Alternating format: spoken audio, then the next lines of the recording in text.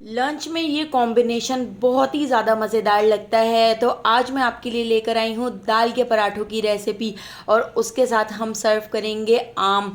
तो आप मुझे कमेंट करके ज़रूर बताइएगा क्या आपके घर में भी दाल के पराठों के साथ आम सर्व किए जाते हैं। बहुत ही मज़ेदार सा कॉम्बिनेशन है। तो चलिए इसकी रेसिपी को देख लेते हैं। तो आज हम चने की दाल के पराठे बना के तैयार करेंगे जो बहुत ज़्यादा टेस्टी बनते हैं। तो उसके लिए मैंने 2 घंटे पहले चने की दाल को भिगो दिया था। और चने की दाल को जब हम 2 घंटे भिगो देंगे तो यहाँ पर आप देख सकते हैं ये इस तरह से ब्रेक हो रही है। अब मैं इसके अंदर ऐड कर देती हूँ 2 गिलास पानी। पानी ऐड करके हमने इसमें ऐड कर दिया है 1 टीस्पून नमक। हाफ़ टी स्पून हम इसके अंदर ऐड कर देते हैं ज़ीरा। हाफ़ टी स्पून हल्दी पाउडर ऐड कर दिया है और हाफ़ टी स्पून ही लाल पिसी हुई मिर्चें ऐड कर दी हैं। हाफ़ टी स्पून लाल कुटी हुई मिर्चें। तो बस यही मसाले ऐड करके हम इसको कवर करके उबाल आने तक पका लेते हैं। तो चने की दाल बहुत जल्दी गल जाती है। तो देखिए इसको बॉयल आना शुरू हो चुका है। अब मैं इसको कवर करके लो फ्लेम पर 15 से 20 मिनट तक छोड़ दूंगी। 15 से 20 मिनट बाद आप देख सकते हैं चने की दाल कितनी अच्छी तरह से गल चुकी है। और इसका जो पानी है इसको भी हम फुल फ्लेम पर ड्राई कर लेते हैं। तो मैं यहाँ पर आपको दाल चेक कराती हूँ। देखिए दाल कितनी अच्छी तरह से गल चुकी है।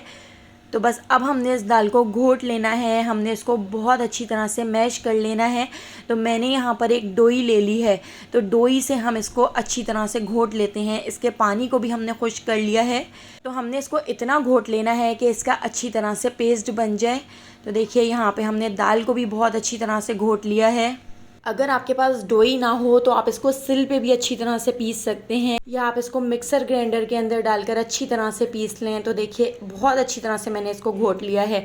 अब मैं इसके अंदर ऐड कर देती हूँ 2 दरमियाने साइज़ की प्याज जो इस तरह से हमने बिल्कुल बारीक चॉप कर ली है। 7 से 8 अदद बारीक कटी हुई हरी मिर्चें भी हम इसके अंदर ऐड कर देते हैं। बारीक कटा हुआ हरा धनिया और थोड़ा सा हमने इसमें पुदीना भी ऐड कर दिया है। इससे बहुत ही अच्छी सी खुशबू आएगी। तो देखिए थोड़े से मसालों से हमने ये बहुत ही मज़ेदार सा दाल का मिक्सचर बना के तैयार कर लिया है। इसको आप हाथ से अच्छी तरह से इस तरह से आप दबा दबा के मिक्स कर लें जिस तरह हम आटा गूंथते हैं, ताकि सारी चीज़ें दाल के अंदर अच्छी तरह से मिक्स हो जाएँ। और अगर थोड़ी मोटी मोटी सी दाल हो तो वो भी इसमें अच्छी तरह से घुट जाए। तो देखिए यहाँ पे हमारा दाल का मिक्सचर तैयार हो चुका है। तो चलिए अब हम अपने दाल के पराठे बनाना शुरू करते हैं। तो दाल के पराठे बनाने के लिए सिंपल जो आपके घर में आटा गूंथता है, जो हम रोटियों के लिए आटा गूंथते हैं, तो वो मैंने ले लिया था। और यहाँ पर हमने इस तरह से 6 से 7 पेड़े बना के तैयार कर लिए हैं। अब मैं इसके इस तरह से एक चंगेरी बनाकर इसको मोटा सा बेल लेती हूँ। थोड़ा सा आटा डस्ट कर दिया है। तो देखिए इस रोटी को हमने बहुत ज़्यादा बड़ा और बहुत ज़्यादा पतला नहीं बेलना है। बस इस तरह से मोटा सा बेलने के बाद मैं इसके अंदर दाल का मिक्सचर ऐड कर देती हूँ। तो जितना बड़ा पेड़ा है उतनी ही आपने इसमें दाल ऐड करनी है, ताकि हर बाइट में दाल आए और बहुत ही मज़ेदार से दाल के पराठे बन के तैयार हों। तो इस तरह प्लेटें लगाकर हम इसको इस तरह से एक पेड़ा बना लेते हैं। इस तरह से इसको फोल्ड कर लेते हैं।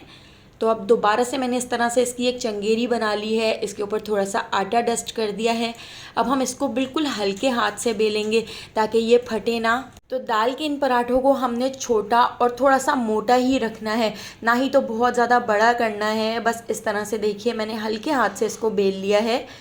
अब हम इसको तवे के ऊपर डाल देते हैं। तो तवे को मैंने पहले से ही गरम कर लिया था। तो बस मीडियम फ्लेम पर देखिए एक साइड से हमने इसको सेक लिया है। एक साइड से सेकने के बाद दूसरी साइड से भी देखिए इसके ऊपर अच्छा सा कलर आ चुका है। कलर आने के बाद अब मैं इसके ऊपर असली घी डाल देती हूँ। असली घी में हम ये ज़बरदस्त से पराठे बना के तैयार करेंगे, ताकि बहुत ही मज़ेदार से पराठे बन के तैयार हों। तो देखिए यहाँ पे इसका बहुत ही अच्छा सा कलर आ चुका है, गोल्डन सा कलर आ चुका है। तो इसी तरह से सारे पराठे हमने बना के रेडी कर लिए हैं। बारिश के मौसम में ये कॉम्बिनेशन बहुत ही ज़्यादा टेस्टी लगता है। बच्चों का तो बहुत ही फेवरेट है। तो एक बार इस रेसिपी से पराठे ज़रूर बना के देखिएगा। और इसके साथ मेरे घर में आम सर्व किए जाते हैं। आम के साथ तो बहुत ही औसम लगता है। तो अगर आपको मेरी ये रेसिपी पसंद आई हो तो लाइक, शेयर और सब्सक्राइब करना बिल्कुल भी मत भूलिएगा। और बेल आइकॉन के नोटिफिकेशन को ज़रूर ऑन कीजिएगा, क्योंकि डेली मैं आपके लिए बहुत ही मज़ेदार सी रेसिपीज़ लेकर आती हूँ।